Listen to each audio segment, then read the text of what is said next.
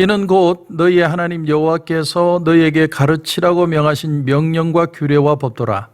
너희가 건너가서 차지할 땅에서 행할 것이니 곧 너와 내 아들과 내 손자들이 평생에 내 하나님 여호와를 경외하며 내가 너희에게 명한 그 모든 규례와 명령을 지키게 하기 위한 것이며 또 내 나를 장구하게 하기 위한 것이라. 이스라엘아 듣고 삼가 그것을 행하라. 그리하면 내가 복을 받고 내 조상들의 하나님 여호와께서 내게 허락하심 같이 젖과 꿀이 흐르는 땅에서 내가 크게 번성하리라.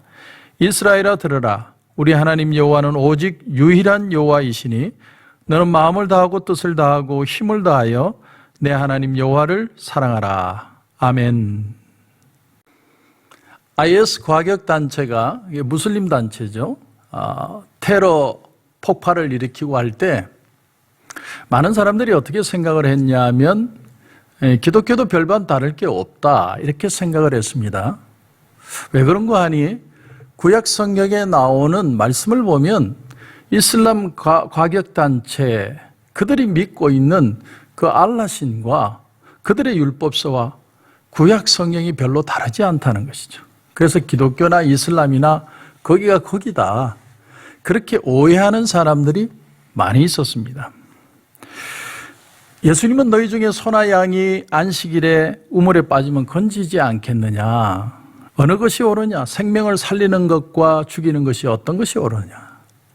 주님은 율법의 말씀을 가지고 그 말씀의 진정한 의미를 표현하려고 하셨는데 오히려 그 율법의 진정한 의미를 알지 못하고 율법의 어떤 규율이나 지침이나 내용만을 지키느냐 안 지키느냐 따지는 사람들을 가리켜서 주님은 완악하시다고 표현하셨어요. 저희의 완악함을 보시고 예수님이 한탄하셨다. 성경은 그렇게 표현을 합니다.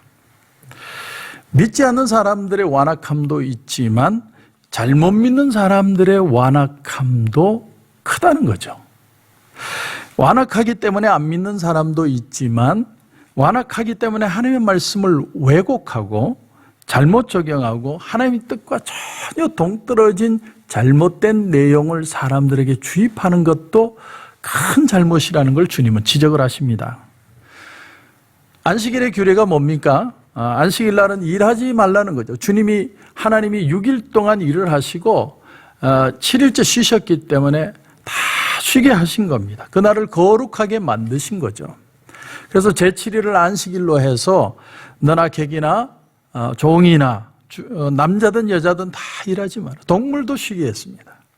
근데 이제 하나님이 그것을 제정하신 진짜 큰 이유는 뭐냐면 당신이 쉬셨기 때문에 또 거룩하게 하셨기 때문에 또 주님이 특별히 하나님을 인식하고 예배하게 하시기 원하셨기 때문에 그런 것도 있지만 그러나 근본 동기가 뭐냐면 주인은 자기가 원할 때 언제든 쉴 수 있습니다. 월요일 날은 원해서 쉬고 화요일 날은 화끈하게 쉬고 수요일 날은 비가 와서 쉬고 주인은 자기 마음대로 할 수 있습니다. 그러나 종은 그렇지 않죠. 종은 언제나 대기 상태입니다. 주인이 말을 하면 일을 해야 됩니다. 언제든 부르면 가야 합니다. 마찬가지로 동물도 그렇죠. 사람이 일을 하려면 동물이 움직여야 되니까 종이 움직이면 동물도 같이 움직이는 겁니다. 그러니까 주인이 쉬라고 말을 하기 전에는 종이든 동물이든 더 나가서 땅도 마찬가지입니다. 일을 하면서 땅을 일구니까 땅도 쉴 기회가 없는 거죠.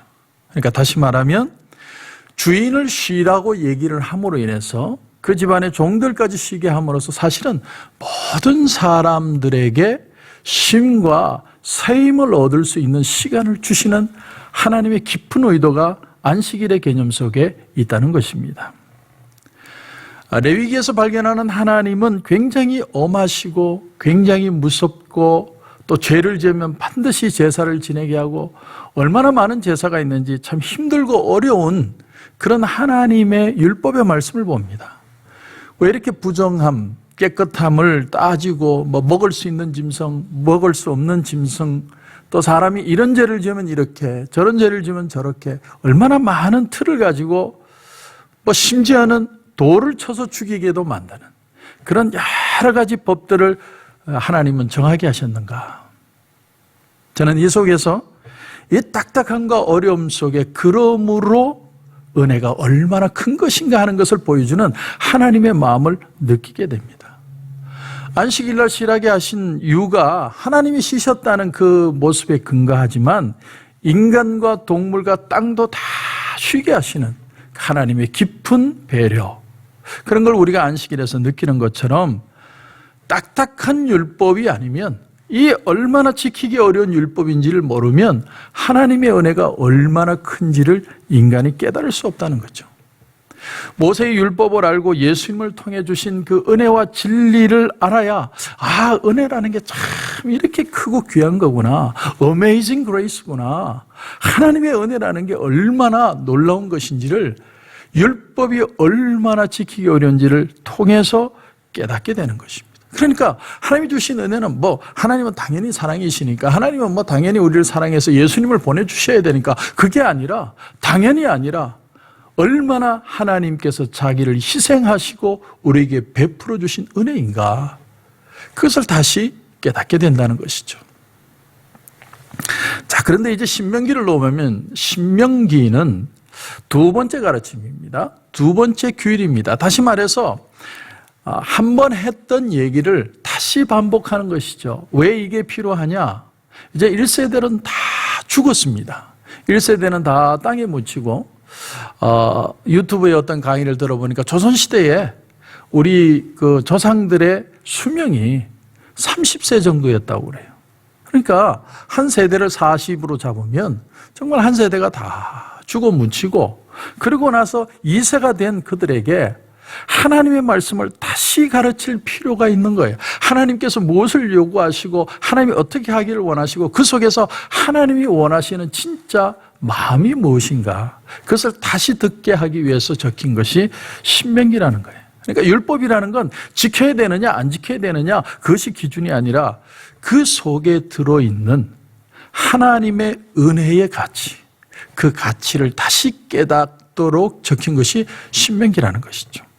자, 그래서 이제 오늘 말씀의 1절부터 한번 보시면, 이는 곧 너희의 하나님 여호와께서 너희에게 가르치라고 명하신 명령과 규례와 법도라. 그러니까 모세의 율법을 명령과 규례와 법도, 이렇게 디테일하게 표현을 하였습니다. 그리고 더 읽어보면 너희가 건너가서 차지할 땅에서 행할 것이니, 미래지향적이죠. 오늘을 얘기하는 것뿐만이 아니라 미래에 너희들이 아직 들어가지 않았지만 그 땅에 들어가면 하나님의 명령과 규례와 법도를 지키면서 하나님이 이루신 너희들 속의 은혜를 발견하라는 것이죠. 또 읽어보면 곧 너와 내 아들과 내 손자들이 평생에 내 하나님 여호와를 경외하며, 여기서 뭘 느끼느냐 하면 대대손손입니다. 그러니까 나만 지키고 끝나는 삶이 아니라 우리 아들, 손자, 그 후까지 계속 하나님의 말씀이 축복이 될 수 있도록 이 말씀을 계속 가르치라는 하나님의 큰 스케일을 보여주고 있는 것이죠. 여러분, 성령이라는 것은 바람과 같다고 표현을 하죠.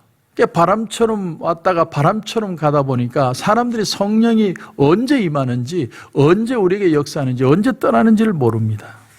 그러나 성령이 바람처럼 표현하지만 오늘 본문을 보면 이 하나님의 은혜가 대대로 축복이 되도록 만드는 모습을 볼 때, 이 성령의 역사는 한순간에 끝나는 게 아니라 대대에 걸쳐서 인내하고 믿음을 지키고 희생하고 가르치고 실수할 때는 다시 일으키고 하는 성령의 아주 긴 역사를 표현하고 있다는 겁니다. 그렇기 때문에 너와 내 아들과 내 손자들이 평생에 내 하나님 여호와를 경외하며 내가 너희에게 명한 그 모든 규례와 명령을 지키게 하기 위한 것이며 또 내 나를 장구하게 하기 위한 것이라. 한마디로 이건 하나님의 유익을 위한 게 아니고 사람의 유익을 위해서 주신 말씀이라는 겁니다. 하나님이 레위기에 그 많은 율법과 조항들을 얘기하신 것은 너희의 유익을 위한 것이다. 내가 잘 되고 내가 잘 어떤 걸 이루기 위한 것이 아니라 너희들이 오래 살고 축복받고 잘된 삶을 살기 위해서 하나님이 주신 말씀이라는 거죠. 여러분, 구약 말씀이 참 마음에 드는 이유가 뭐냐면 하나님은 실질적으로 눈에 보이도록 그 복이 무엇인지를 이 땅에서 드러내 주셨다는 거죠. 그것이 젖과 꿀이 흐르는 가나안 땅에 들어가게 하시고 그 속에서 눈에 보이는 축복을 경험하게 하신 겁니다. 자, 그 다음 절에도 보면 이스라엘아 듣고 삼가 그것을 행하라. 그리하면 내가 복을 받고 내 조상들의 하나님 여호와께서 내게 허락하심 같이 젖과 꿀이 흐르는 땅에서 내가 크게 번성하리라. 하나님은 당신의 백성들이 번성하면서 축복을 받도록 하세요. 그 숫자가 줄어들거나 병들거나 약해지거나 도태되는 것이 아니라 점점 더 번성하는 그런 축복을 하나님이 반드시 주신다는 거예요. 자, 그러므로 굉장히 중요한 말씀이죠. 이스라엘아 들으라. 4절입니다. 쉐마 이스라엘. 아주 중요한 말씀입니다. 이스라엘아 들으라. 우리 하나님 여호와는 오직 유일한 하나님이시니 여호와이시니 너희는 마음을 다하고 뜻을 다하고 힘을 다하여 내 하나님 여호와를 사랑하라. 여러분, 이 속에서 뭘 하나 깨달을 수 있느냐면 이 율법 속에 하나님의 사랑이 담겨져 있는 거예요. 우리에게 사랑하라, 너의 최선을 다해서 사랑하라는 건 역으로 얘기하면 하나님이 그런 최선의 사랑을 우리에게 주시고 계시다라는 걸 반증하는 거죠. 여러분, 왜 사람들이 상처를 받습니까? 나는 정말 저 사람을 사랑했는데 저 사람이 내게 사랑을 보여주지 않을 때 상처를 받는 거죠. 그러나 하나님이 지금 너희들이 마음과 뜻과 힘을 다해 나를 사랑하라는 그 말씀은 역으로 얘기하면 하나님은 정말 그런 사랑을 우리에게 주신다는 것입니다. 그것이 오늘 신명기의 말씀이고, 오늘 이 말씀을 마무리하며 사랑하는 성도 여러분, 하나님은 우리를 도태시키거나 소멸하는 게 목적이 아닙니다. 더 번성하고 더 축복받고 더 귀한 하나님의 자녀가 되는, 자자손손 잘 되는 역사, 그것이 하나님의 사랑의 목적입니다. 그 사랑을 깨달아 내 마음과 몸과 뜻과 힘을 다하여 하나님의 말씀 붙들고 승리하시는 저와 여러분이 되시길 주님의 이름으로 축원합니다. 기도드리겠습니다. 하나님 은혜를 감사합니다. 모세가 신명기 말씀을 2세들에게 주며 하나님의 말씀을 마음과 뜻과 정성을 다해 지킬 것을 명령합니다. 왜냐하면 하나님이 그렇게 우리를 사랑하셨기 때문에, 그렇게 큰 사랑과 그렇게 큰 은혜를 우리에게 주셨기 때문에 너희들 또한 그 사랑을 표현해야 되지 않겠느냐. 오늘 어려운 세대를 살아갑니다. 하나님, 코로나 바이러스도 어려운 문제인데 또 곳곳에 시위로 많은 걱정들이 있습니다. 하나님, 특별히 이 미국을 지켜주시고 하나님의 나라로 거룩하게 설 수 있도록 축복해 주시옵소서. 주님께서 큰 은혜 주실 줄 믿고 예수님의 이름으로 기도드립니다. 아멘.